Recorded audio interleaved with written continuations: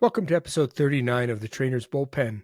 Can virtual reality training elicit similar stress response as a realistic scenario-based training scenario with Dr. Hunter Martaindale? Dr. Hunter Martaindale is the Director of Research at the Advanced Law Enforcement Rapid Response Training, or ALERRT Center, at Texas State University, and an Associate Research Professor within the School of Criminal Justice and Criminology. In this role, Hunter oversees all research activities for ALERRT, including analyzing active shooter events, conducting active shooter training program evaluations through experimental design, and testing methods and interventions to improve law enforcement decision-making and overall performance. Beyond that, Hunter actively supports other researchers with applied policing projects in an effort to get actionable results to practitioners. In this podcast, Dr. Martaindale discusses his research on virtual reality, or VR training, in law enforcement. The purpose of the study was to determine if VR training scenarios can elicit a similar stress response as realistic scenario-based training. The study involved two phases: a scenario-based training phase and a VR training phase. Participants went through a high-fidelity scenario involving professional actors and simulated injuries. The same scenario was then recreated in VR. Salivary measures of stress were collected before and after each training phase, and the results showed that VR training was able to elicit similar physiological stress responses as realistic scenario-based or high-fidelity training. VR can be a valuable tool for law enforcement agencies and trainers to replicate real-life scenarios and ensure consistent training for all officers. However, VR should not replace in-person training entirely and should be used as a supplement. VR training has improved significantly, and agencies should actively investigate and incorporate VR into their training programs. Hunter, welcome to the Trainer's Bullpen. Oh, thanks for having me. This is awesome. Yeah, great. So I love that last sentence in your bio there, Hunter, that you support researchers with applied policing projects in an effort to get actionable results to practitioners, because that is exactly why we're having you on the Trainer's Bullpen, and why we are even a thing is because we want to take all this great research that's being done throughout the world that can help advance law enforcement training. So what I wanted to talk to you about, I was quite fascinated to read over the last few months. You have done a substantial body of research relating to virtual reality technology. And so, in fact, today, the topic of our conversation, or the springboard, is going to be a paper that you recently published in Police Quarterly called "Can Virtual Reality Training Scenario Elicit Similar Stress Response as a Realistic Scenario-Based Training Scenario?" And why don't we start, Hunter, with why VR? What got you personally interested into VR training, and why are you down that rabbit hole? Yeah, I've always been a tech-based guy. So growing up, I was always into anything technology related. And I mean, at ALERRT, we train across the nation. We go to all 50 states. We're hitting about 30,000 officers, or first responders, I should say. We do firefighters now too as well, but about 30,000 a year, not including just in Texas, where we have about 80,000 officers that have to go through some sort of ALERRT training every 2 years. And so we're always looking at ways to improve our training. And so historically, that has been through just basic, simple experiments where we do some usually A/B testing of tactics, and we make sure that what we're training is empirically the best thing to do. So we're pushing out, making sure we have good empirical based training to go out to all of our trainees. The problem that we were running into is we only have X number of dollars every year to train. At some point, we had close to a year worth of backlog of people trying to get in, and it would take multiple years for them to get to their training session that they were put in for, based off just bandwidth issues. And so when you run into a situation where you have agencies that may receive training, and it's all grant funded, so it's free to the agency, we go to their agency in person. They don't pay for anything except for the time to be there. But they may not ever see the training again, or maybe multiple years before they see it again, or they've been on a wait list and they never got it. So we're running into this issue of how do we try to retain the skills that we're training people, because some of these things may not come up in their day-to-day job. Some aspects of it will, but some things. And so we started looking at VR as a possibility years ago. And at the time, the technology was not there. I mean, we're a big enough organization that companies would reach out, and not just VR, but all types of companies would reach out and show us their technology. As the VR companies were coming around, it just was not there. The systems were laggy. You were tethered to a cable to the computer. You had all these mobility issues. Nobody had really built out anything law enforcement related. It was very, very much game based, really just games, and they're fun. You could get a taste for the immersion, and if nobody's ever done VR, I highly encourage people to get into it. The one thing that I've done, I don't even know, probably 30 or 40 times is the initial walk the plank thing in VR. I don't know if you've ever done one of these before or not, but you No, essentially tell us get about in. that. You essentially get in an elevator and you go to the top of a skyscraper, and you know you're on the floor, right? You know you're not in an elevator. And you step out of the elevator and you're on a plank, and you look down and you're 50, 60, whatever, however each one's built, but 100 stories in the air, and you feel it. Like I've done it, like I said, 30 or 40 times, and I still to this day, if I do it, I feel it. You feel like you are 60 to 100 stories in the air, and there'll be cheesy stuff on some of these. You'll have a King Kong on a building next to you, and all this just silly stuff going on. So it's not real.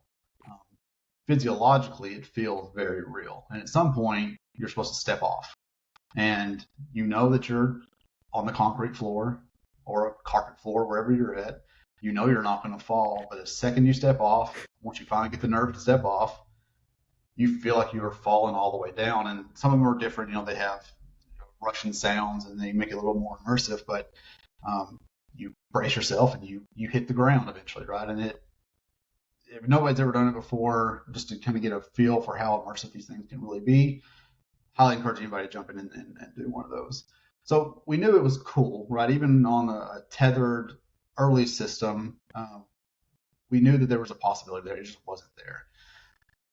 A few years back, as technology works, it has this exponential curve in how quickly things develop. And a few years back, the systems were getting better. They were now no longer tethered. Their refresh rates were getting faster. They were getting a little bit higher fidelity in them.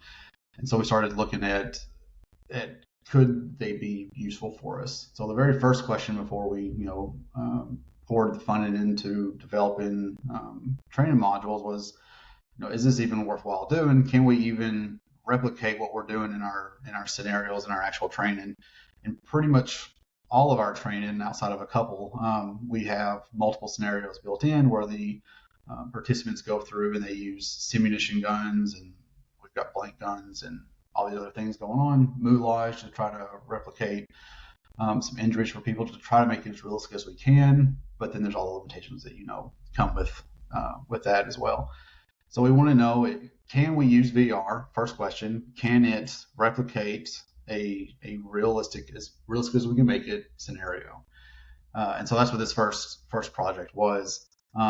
It was all based off just trying to improve our training experience for officers. And I know we're going to get into the study in a second, but can we replicate it well enough that we might be able to supplement some training and help retain some of the stuff that we're teaching people in an actual class? So we're not just going and touching an agency or an officer and then just saying, good luck, right? I hope you keep all this for your entire career.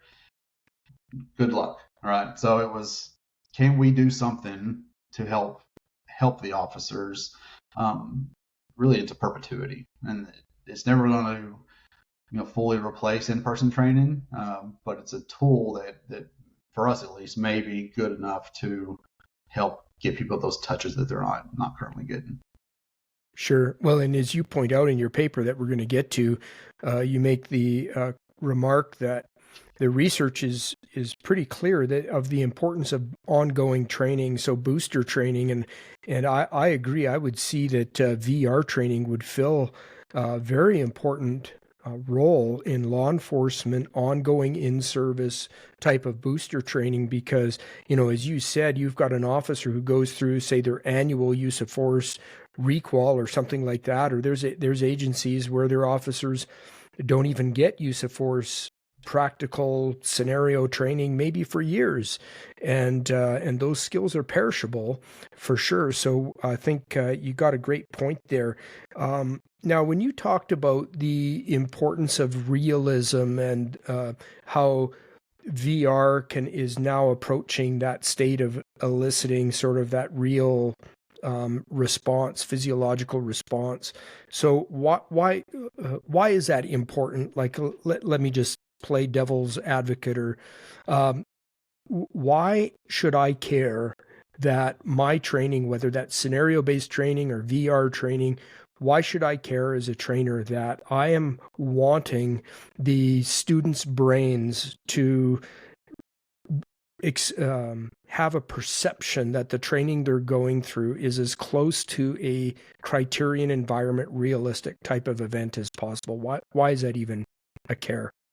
Well, everybody's heard the quote that you fall to the level of training that you've received, right, when you're put into the stress. So from my point of view, it's getting somebody built so when they're in a situation, they know they can handle it, and they know that they can work through whatever the situation is. In our instance, we're talking about pretty high stress situations, but VR can be used for all types of different events, right? So not just an active shooter response, but all sorts of crises and mental health issues, and you can expose people to situations that now they're not walking in on somebody and all they've ever done is seen a PowerPoint that says, if somebody's upset, use these words. Right? You walk into that situation and somebody is well beyond upset, and now you're trying to use those couple of key words you've taught. Having that ability to get those repetitions and experience something that's going to put you into a heightened level of, I would say, stress. That's what we're talking about here, but that heightened level and be able to perform under those conditions, I think is incredibly important for pretty much all aspects of law enforcement, not just active shooter response. We're obviously an active shooter training organization, so that's what our focus is on. But I see this in law enforcement really pushing the boundaries of what you can do with it, and officers or people talking about law enforcement, but officers exposed to all types of realistic scenarios that they're going to experience. I mean, officers day to day is not just one thing for the most part. You're going to all sorts of calls and being able to experience different types of calls and work through those problems and have it just be kind of second nature. Right, absolutely. So this paper that we'll talk about here, can a virtual reality training scenario elicit similar stress response as a realistic scenario-based training scenario? So what were the research questions that you and your colleagues were looking at as you began this study? Yeah, so we were really only focused in on how stressed people get. Can we pull in some acute measures of stress and show that a short scenario, what does it do in a realistic scenario? How does your body respond to that? And then replicate that in a VR environment, and how does your body respond to that? Right. So can we match those things? If we were to find that VR is not capable of eliciting any sort of stress response, like people just are not perceiving it as real, as an organization where we're putting people through scenarios and we're trying to get them to some elevated level of acute stress so they can work through the problem and get through that fog that people always experience and talk about, then it's not going to be useful for us, right? If we're not going to get people to any sort of heightened level, then they might as well just be doing a PowerPoint, right? So, and we need to keep doing our in-person scenarios that we're doing. So that was the core question: can we get people stressed? And so that was what we're interested in doing. And if you want, I can start kind of walking through how study was designed a Yeah, little well, bit. maybe sure, but maybe just before we get to that, because you just talked about measures of stress. So maybe talk to us about that, because, for years in law enforcement, we have heard repeatedly that heart rate is an indicator of stress. And you said in your paper that heart rate is not a reliable indicator of a stress response, and you measured other indicators. So can you just kind of parse that out for us? You're asking me to wade into some recent debate. So yeah, heart rates, it does, you can get elevated levels, and there's HRV measures, which are the variation, in between the beats. And it can be a proxy for stress. I mean, one issue that we saw in the literature, and the reason we didn't go with it as the primary source, is just that you have so many different baselines, and somebody that's operating at a certain heart rate limit does not mean that they are experiencing acute stress. It could just be where they perform at a high, at a high level. They fall into those levels that they're okay, right? It's not really getting them to an elevated level that they're experiencing that fog. Put it that way. So we didn't use heart rate for this one. What we did use, and the main reason we use this is one of the co-authors, Matt McAllister. He's a associate professor in the Department of Health and Human Performance at Texas State, and he's the director of the Metabolic and Applied Physiology Lab, the MAP lab at Texas State. He has the ability to go through and take salivary measures of stress, and we have the lab now to be able to do it locally, which makes it a lot easier for us to do those. And so that allowed us to pull in some measures of acute stress that we can get good, accurate baseline measures and multiple touches throughout the study and see at what point do those acute levels of stress change, right? So we use one called alpha amylase and another one that's called SIG-A. Not overly important what they're called, but they're both good at short interval stressors.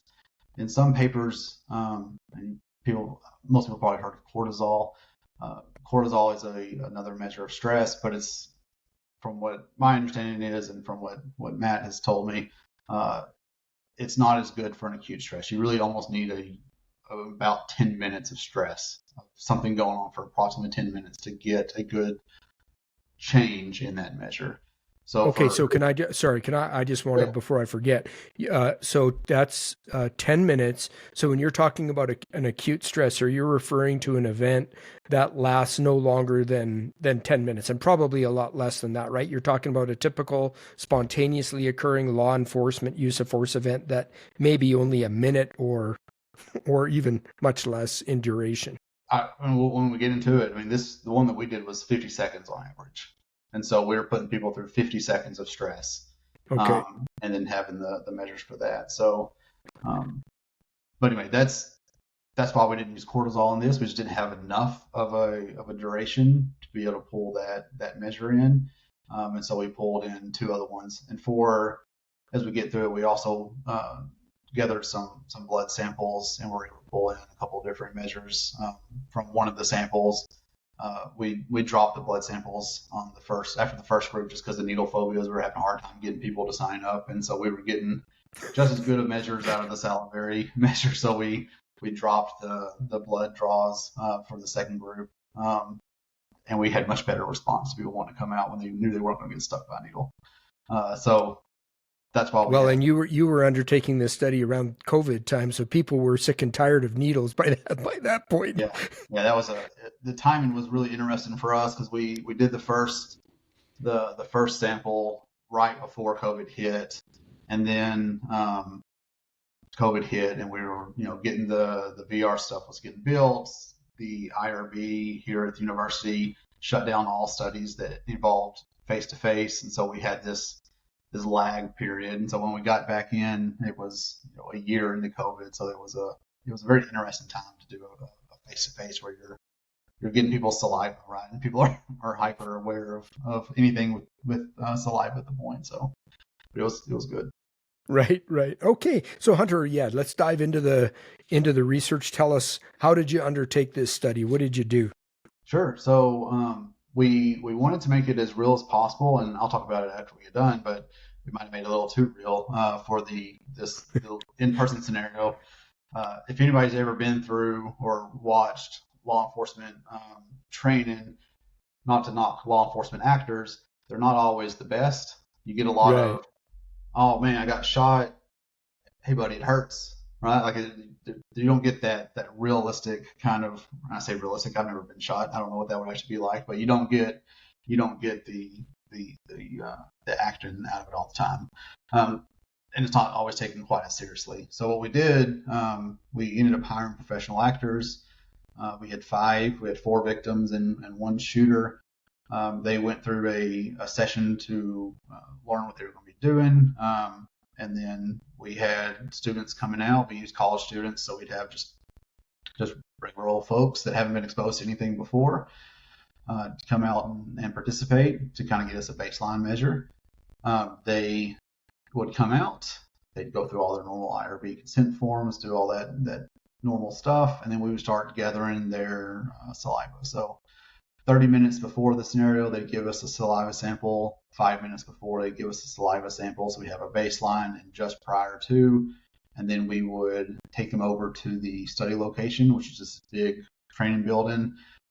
It's outfit kind of like a school on the downstairs portion that we were using. So they would come in. We would give them fake radio traffic, and it was just very generic. There's reports of somebody with a firearm at Texas State University, no further at this time. And then they would sit there and they would wait a little while. It was about, I can't remember now, less than 10 seconds. And then they would hear gunshots start in the building. I would tell them, hey, you just arrived on the scene. At that point, they would hear gunshots inside the building, blank gun. And then they were told, you're here, you can enter the building. They would be able to open the door and enter as if they just parked their car and they were getting into the building. As soon as they got in, they were immediately confronted with somebody on the floor that had been shot, and she had her bowels were eviscerated, and I think she had a gunshot to her arm, and she was just screaming. As they approached, there's sirens going off. They have the smell of the blank gun. We had sirens that were mimicking fire alarms. They had about 10 feet, and then that was where the threshold to the room was. As they got within about 3 feet of it, a second victim ran out of the room with a gunshot wound to her arm and her leg. And she was just screaming, the shooter's in that room. Obviously, the shooter's in that room. She just ran out of the room. They can hear stuff going on, but just to kind of push them there a little more. As soon as they got to the threshold, they would see the shooter take a shot at one of the other victims who was standing. The fourth victim, she was on the ground. She had a massive injury to her head and a big blood puddle on the ground. And they would see the shooter take that shot to the final person. He would fall down, and then he would start turning to them. They should have already fired at that point. They had a sim gun with safety blanks in it. They should have already fired by then. If they hadn't, he would kind of evoke a response from them. Then he would go down once they fired. At that point, it was over. We got our 50-second stressor. They got taken straight back over to the data collection room, and then they gave us, at that point, it's about 5 minutes, so they gave us third salivary measure. They went to a quiet room. They waited 30 minutes. They gave us the fourth salivary measure. And that was the entire first study. It was quick. They experienced a 50-second scenario, 4 salivary measures, and they were out. The actors, again, they made it as realistic as they could. I was really glad we got professional actors, because after running through that many people, they were still doing the exact same thing every time. Same intensity, nothing was changing. They were great. They were very serious about what they were doing. The shooter, for some reason, he liked to whistle, and so he would whistle while he was walking down the hall, even though nobody could hear it, but he was just getting into character, and that was his thing, right? So they were fantastic. Sounds like a very high fidelity scenario. And when you spoke about the injuries, now, did you have like the professional moulage done so these injuries were actually visually very graphic and real, or what did those look like? They probably weren't as real as you would think if you're thinking about Hollywood level moulage. We have moulage kits at ALERRT, so they're that silicone material, flesh colored. They look pretty good. And then we had the I don't know what you call it, the fake mixed blood, and so they were reapplying that, and they had some of those gelatin puddles on the ground as well, the blood puddles, and so we had as real as we could make it. I don't want anybody to think that they were coming in looking at a James Cameron movie, but it was more than somebody just saying, "Hey, I got shot," and there was some red paint on their shirt. Right? You could see the back, you could see the bones on the arms. And I don't want to jump too far ahead, but there were multiple people in that first scenario that went through it in person, and you had somebody on the ground, within 3 feet of you, screaming at you, and they didn't see that person. We would be talking to them after, and I only saw 2 victims. And I was like, well, who did you see? And they just did not see that person who was screaming at the top of their lungs 3 feet away from them. And then you had some people that came in and they noticed every detail of everything. It was interesting seeing that difference. But we didn't have the VR scenario yet, so that had to be put into development. So what we did was we took 360 video of the scenario. The actors went through and ran it for us multiple times, and we had somebody go by. We had the shortest person we could find go by with the 360 video camera on their head, so it was about average height for somebody. And so they walked through at a normal pace, and the actors did their thing multiple times. So we had good, high quality video that could be used to recreate the scene.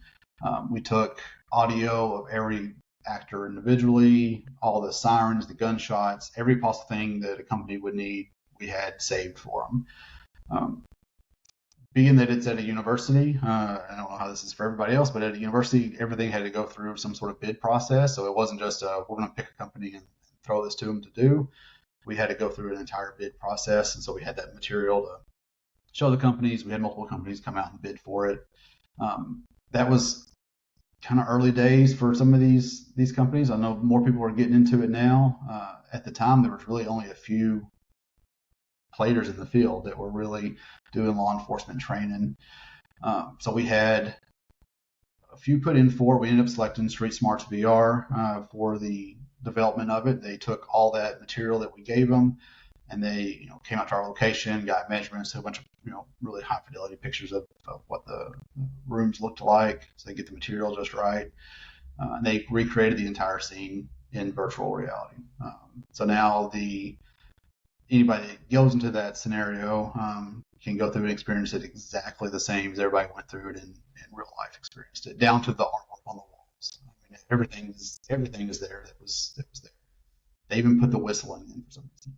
Okay, and so when you say they could experience it in VR, for clarification, Hunter, you're not talking about screens that they face. You're talking about a headset type of thing that we often see, right? Is that the type of VR?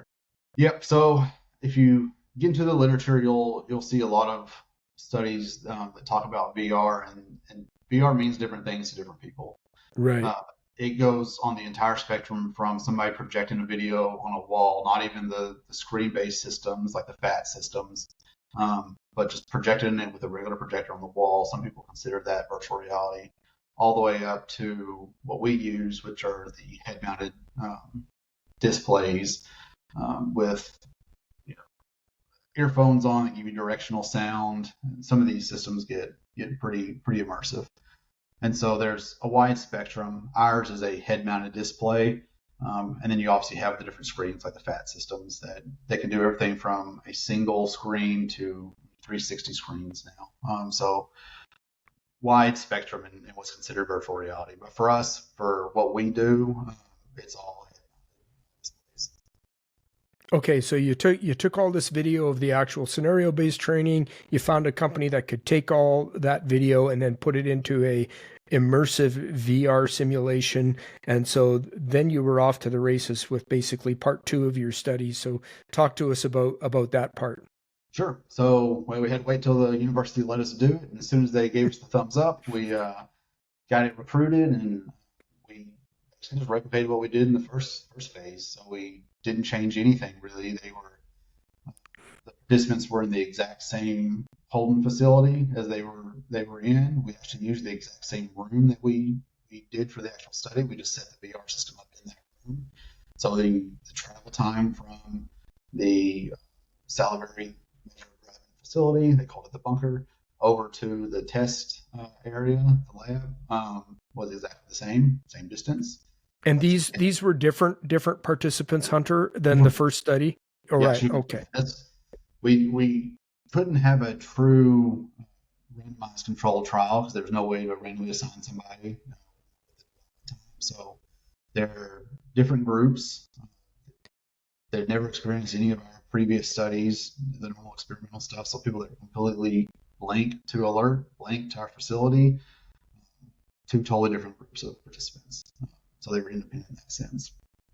And then we kept everything exactly the same. The times were exactly the same. Everything was exactly the same. They would walk over, put the headset on. There's a very short familiarization period of time, just to kind of get in the headset, make sure you know how to hold the gun. Same exact kind of instruction that we gave the participants in the first study, making sure that they're holding the gun. It's a 17T simunition gun that they used in the first part, so it does slide. So we just make sure that they are doing that safely and not going to get any sort of railroads on their hands. We did the exact same thing with the participants, and they went to a virtual room, and they were able to pull the trigger, see what that feels like, make sure that they're good with it. And then at that point, we put them straight into the scenario, and it was about 50 seconds, and they would go through and experience the exact same radio traffic. Everything was exactly the same.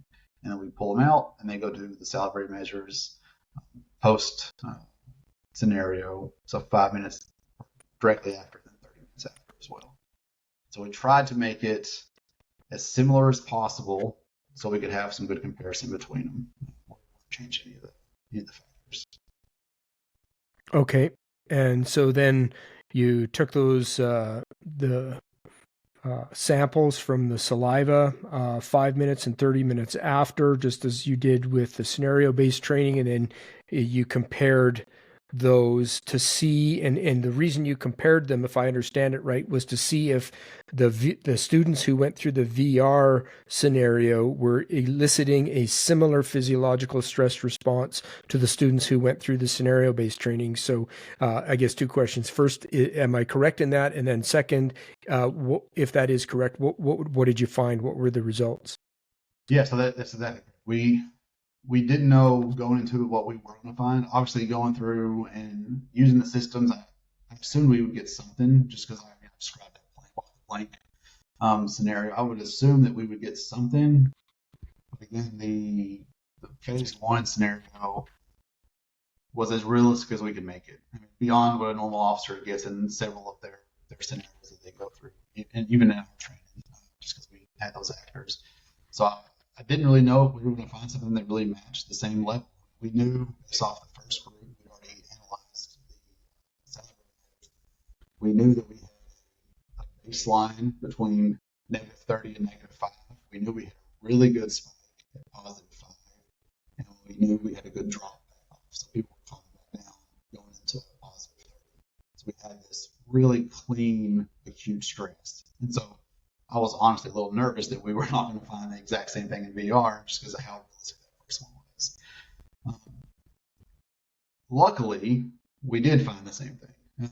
So we found the exact same pattern where we had -30, -5, basically a baseline, +5, pretty dramatic spike, and then +30 coming back down, essentially the baseline. I think we might come off the baseline after that. Now there's always the issue of you have two different groups that were taken, I think it was 18 months apart, maybe a little longer than that. So you just have different people. So you have different baseline measures. There's all types of reasons there could be different baseline measures. One, the second group, I know they're coming in right in the middle of the whole COVID thing, and there could be some nervousness going on with that. Their baseline measures were slightly different than the baseline measures of the first group. You can control for all that with, I'm not going to get into the nerdy stat stuff, but there's something called interaction term. You can control for all that stuff where you essentially just look at if the group started at the exact same baseline, what does that angle look like, and what does that change look like, right? And when you control for those different times, those different groups, we found that there was statistically no difference between those two groups. It didn't elicit a statistically stronger stress response than the in-person scenario, but it also didn't elicit a less strong stress response than the in-person scenario. So we were able to get a similar stress response between the two, which was cool. I mean, it was nice to be able to validate that we can, with something as short as 50 seconds, we can come in and get something as real as what we were able to pull off of what is really was really a pretty intense scenario for these participants to go through.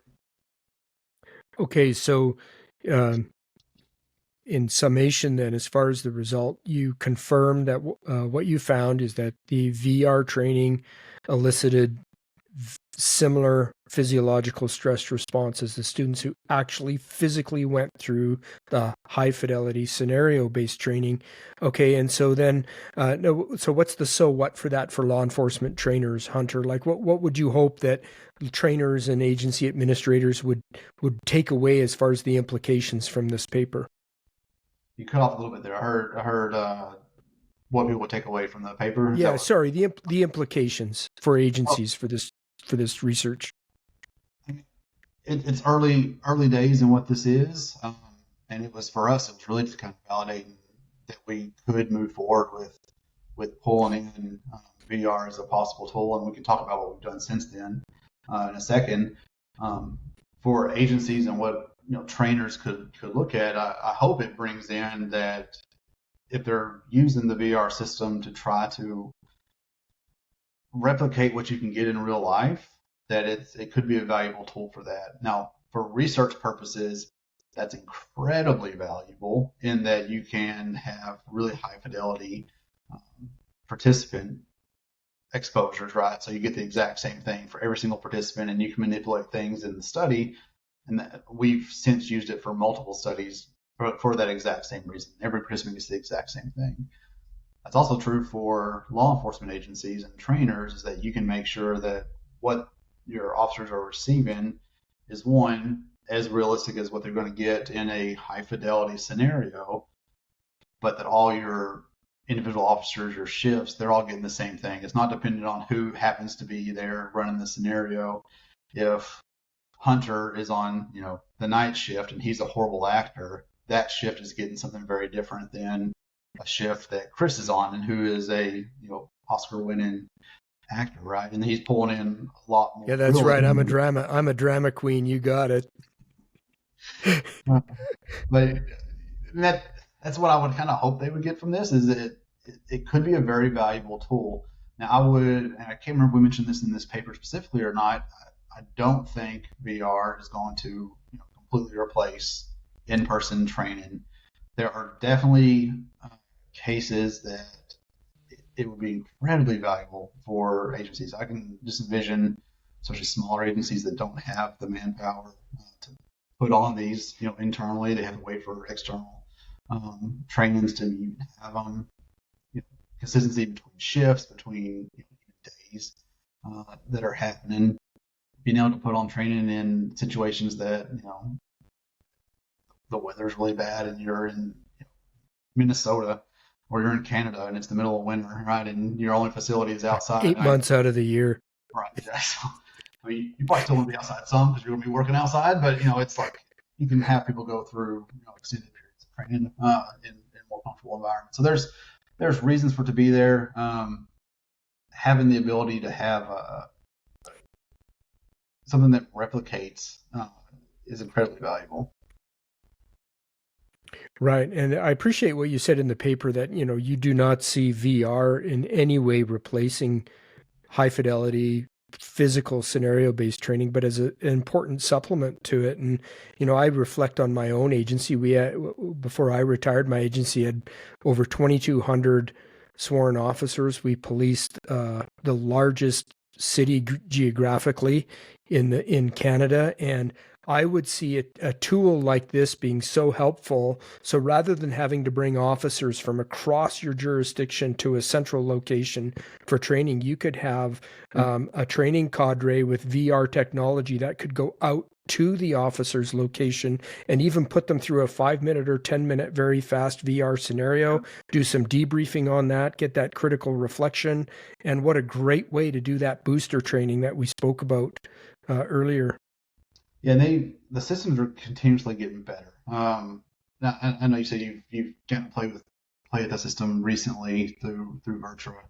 Um, they've gotten better in that the trainer is still having to control things, right? So if you're going through a scenario, ours is all just push play. It goes through it. They're experiencing the exact same thing.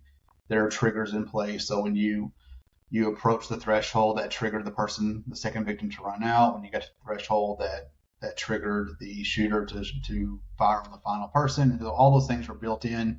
It was just based off how fast the person was moving through it. In many of the other types of scenarios, the trainer is having to tell the avatars what to do. There's branch options, right? So if Chris says X, I do this. So there's still a lag built in. So I have to interpret what you're doing or saying, then I have to select a branch for it to do. And that's gotten better over the years, right? There, people have hot buttons in place, and you can get trainers that are really accustomed to the scenarios, or they've built scenarios themselves, and they really know what's coming. They can be prepped, and they can be ready to go and make it pretty close. Even with that, you still got a little bit of a lag. I do know several of the companies, and beyond that, there was just a grant from BJA that came out this last year that we applied for, a whole bunch of people applied for, to develop VR systems and technology. And everybody that I know applied for it is all bringing in AI tech to make it more responsive, right? So it's interpreting language. The trainer is not making all the decisions about what the avatar is doing. The avatar is responding to what the person is doing, right? The trainer's still there. They're still selecting things. They're still pointing them, and they're giving them debriefs and helping.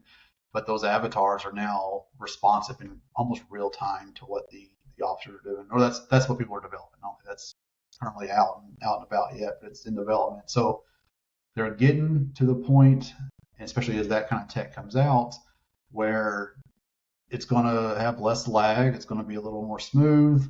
The training experience is going to go up. You can build in all types of outcome measures where, depending on how the person performs, the next scenario that person gets is either harder, the same, or maybe a little easier if they didn't perform very well. So you keep people at that really good threshold where they're improving, and Right. they're not outperforming what the system's doing, and they're bored, and they're also not just getting knocked down and getting discouraged because they're not able to perform, right? It tempers to where that person is, and continuously makes it a little more difficult for them, so they're in that optimal kind of learning capacity. So that's in the pipeline, at least based off all the applications that I was a part of or saw and what people were proposing to do. That's very much where it's probably moving at, which is pretty exciting. I mean, like you said, though, you get these little micro learning. You can go out and you can touch people, and they're getting tracked. And this is where they were before, and you can kind of watch how they're performing and improving and keeping up with it. So very Right, exciting. right. Yeah, no kidding. And so what I'm interested in, and this is one of the sort of the questions I guess from that I get from students the most during the methods of instruction course with in regards to VR is there research that has shown so what I'm getting is this can be a great tool for helping with perception, with situational awareness, with attentional focus, with risk assessments, with decision making. Has there been research that's looked at VR as far as actual physical motor skill development? When you compare physical skill training to VR training, is there any role for VR in actual I'm physical trying to think if skill there's been development? any. I'm sorry, broke a little bit. I didn't mean to interrupt you. I don't know off the top of my head of any in law enforcement yet. There in other fields, other industries, yes, there is some. There are studies that look at surgeons' ability to perform different tasks within surgery suites, CPR training. There are trainings for people in oil fields and all types of industries that require certain procedures to be followed in a certain pattern.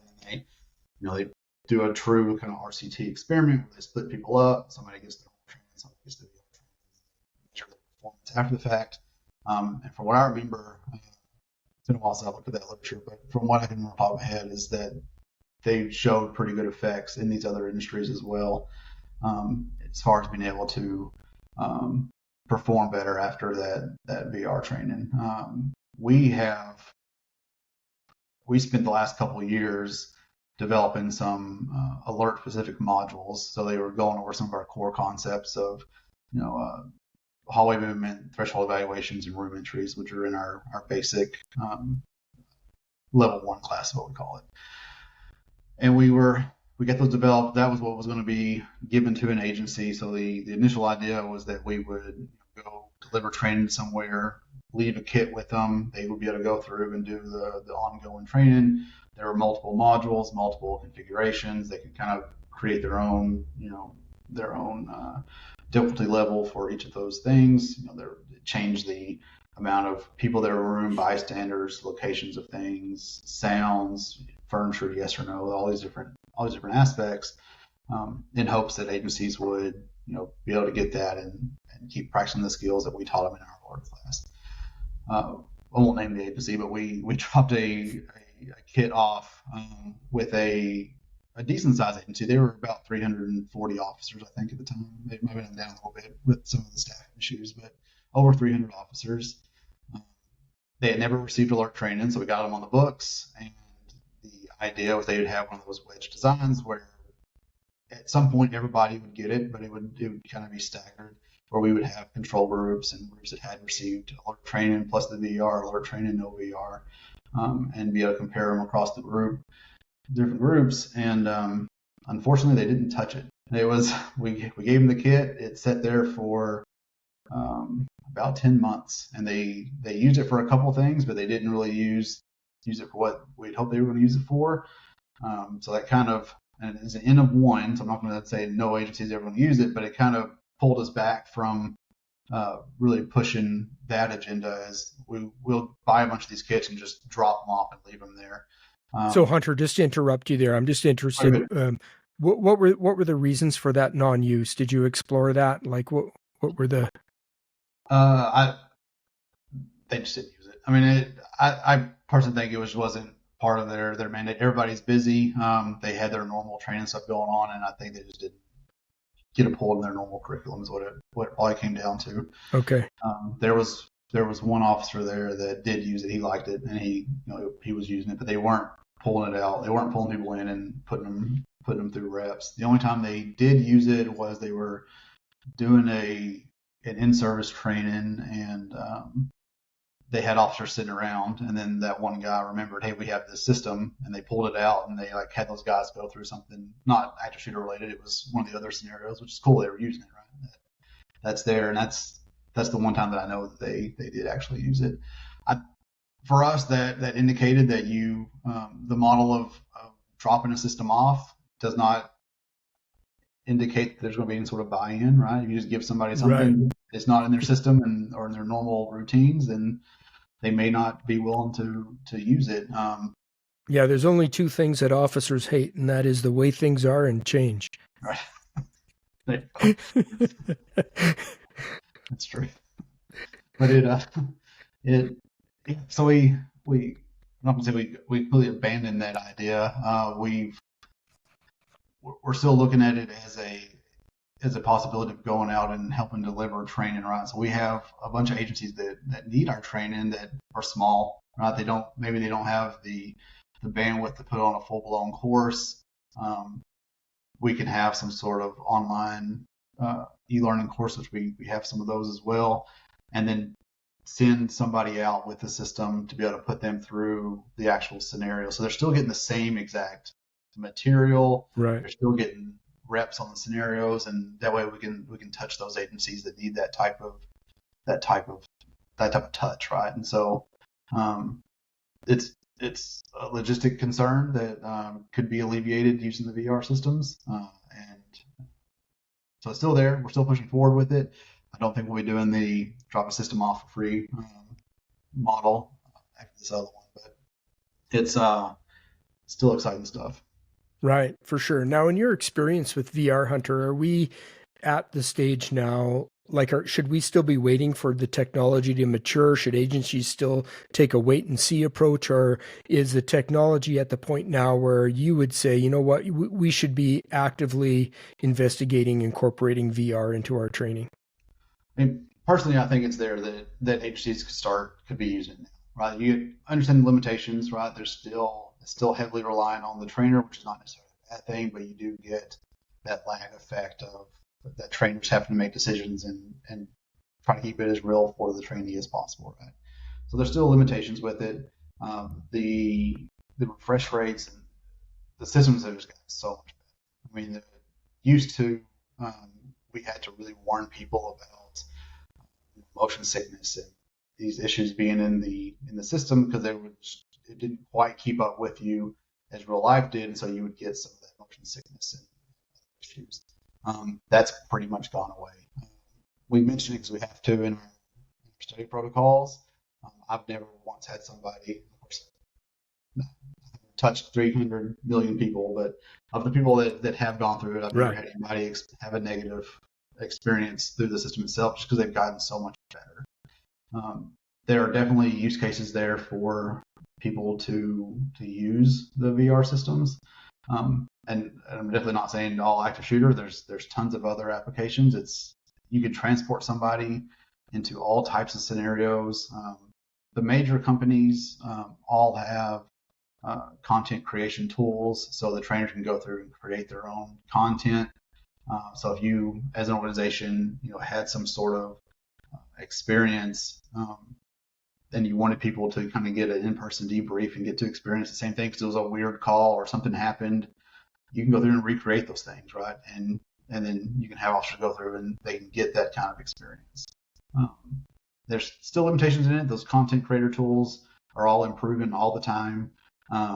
They're bringing in different types of technology to do, everything from voice modulation, so you can change sex of the voice, so now you can match the avatar that's being presented, and I'll use speaker, and that avatar will mouth the words, and it sounds like what that avatar's image is presented as, without having to have a different trainer there to voice everything for it.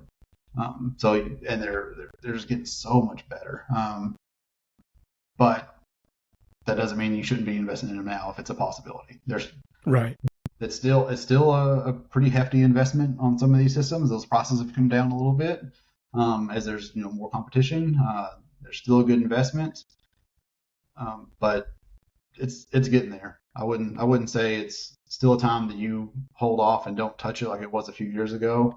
At least for us. I'm glad people were not doing what we did and just holding off, because that pushes the innovation and that gets the systems better and gets more competitors out there.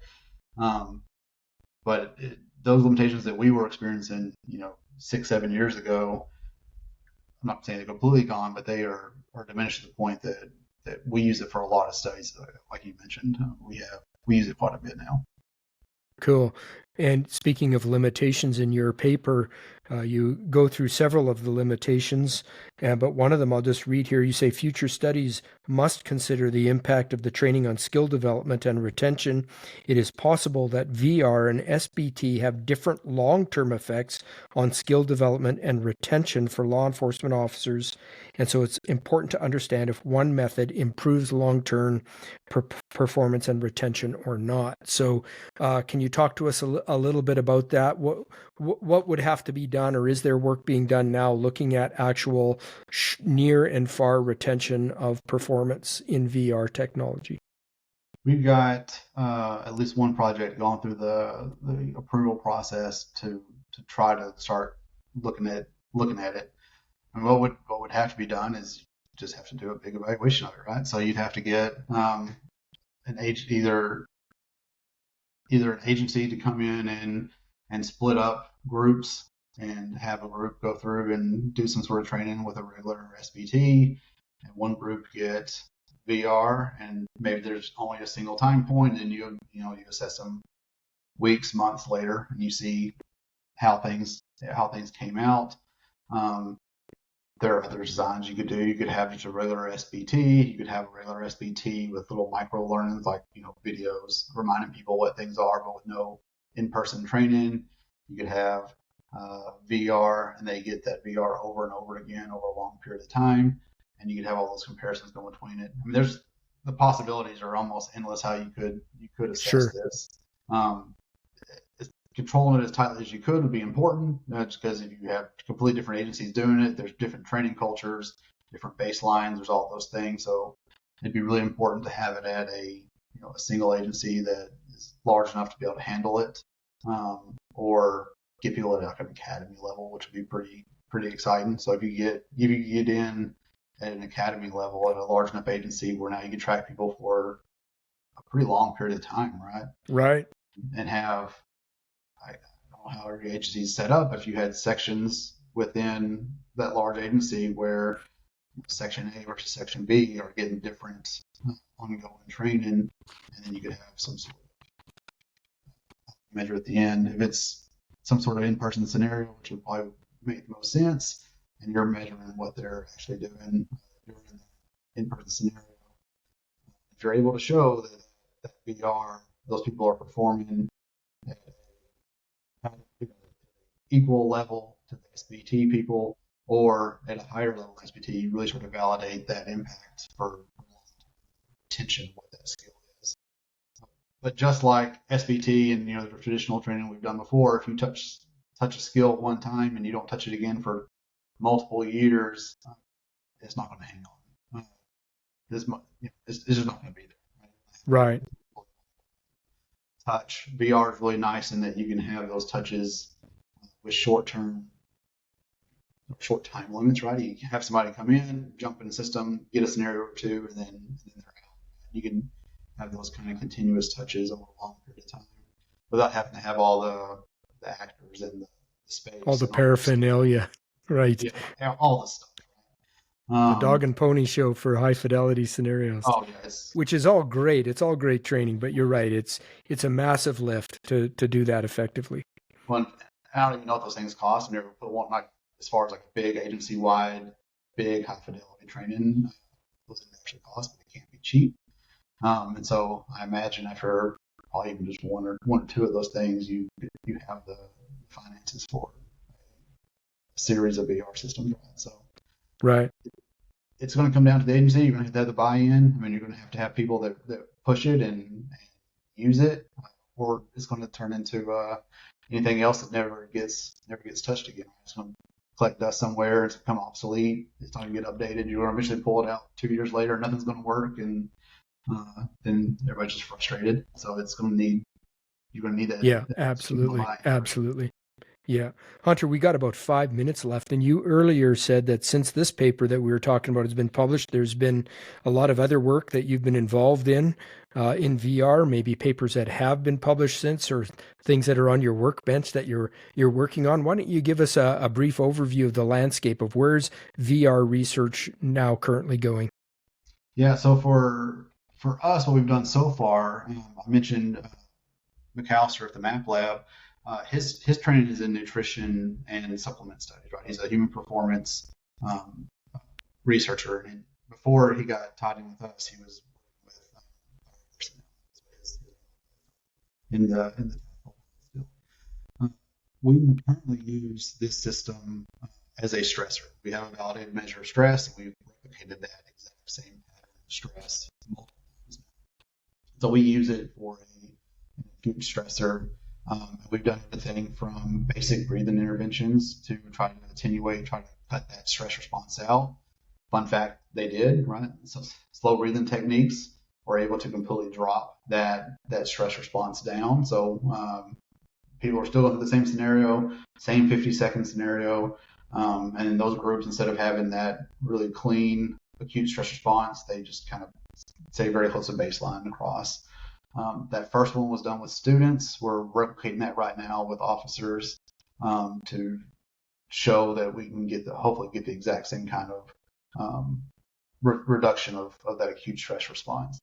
It's one of those things people probably intuitively say, like most research, either like, I don't believe it, or that's really obvious. That's always the two responses to anytime I tell somebody about a study. Right. So it's one of those like kind of like that seems kind of obvious if you're practicing some sort of breathing technique that could impact that acute stress response, but it'll be really nice to have that through a law enforcement sample. Matt has gone through and done projects with different supplements, looking at how they impact acute stress, and they use the SAI instrument, which is it's a small scale where people basically just subjectively rank how stressed they are in certain aspects. Right, I feel calm, I feel stressed, and they put a rank to that. And he's grabbed those same salivary measures to see if the supplements have any sort of impact on stress response. And he's doing some of that as well. We've got, like I said, that one project trying to do some retention study using VR. That's kind of in early development right now. We're also doing a project looking at interrogation strategies from officers and how that impacts people's acute stress and ability to recall eyewitness accounts of things. So using it in that aspect, so not actually related at all, but can the interrogation strategy for the field interrogation impact how somebody that's being field interrogated, how they recall what they just experienced, and get good. Sure. Well, that's fascinating. A bunch of just different angles. You mentioned it at the very beginning during the really nice introduction. That we're here to facilitate research. So if anybody has topics that they're interested in, and they want to jump in and help with the project, we will always help with any of these projects people have. So it doesn't have to be active shooter related. We reach out to all types of projects, VR or not VR related. So I'll just throw that out there as a shameless plug to anybody that wants to potentially do something. We're here to help. Absolutely. You guys do amazing work there at ALERRT. And what I appreciate about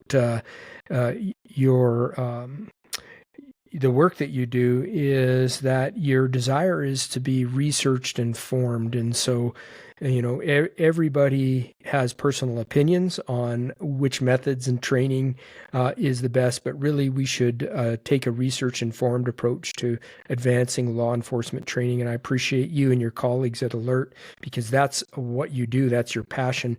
Hunter, if our listeners want to contact you, reach out to you, ask more questions or find out more information, what's the best way for them to get in touch with you? Yeah, my email is probably easiest, just Hunter at ALERRT, ALERRT.org, and that's probably the easiest way to get on me. I also want to very quickly just say thanks to you. I followed this podcast for a while, and you're bringing in a lot of people doing interesting research and really pushing that envelope forward and exposing people to stuff that they might not have seen before. So it's very cool to be on. Well, it's very cool to have you on. Friends, we've been speaking with Dr. Hunter Martindale, who is the Director of Research at the Advanced Law Enforcement Rapid Response Training. I just got to stick with ALERRT, and that's a much easier way to say it. Hunter, thank you for being on, and thanks for what you do.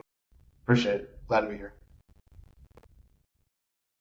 Well, we hope that you've enjoyed this episode of the Trainer's Bullpen.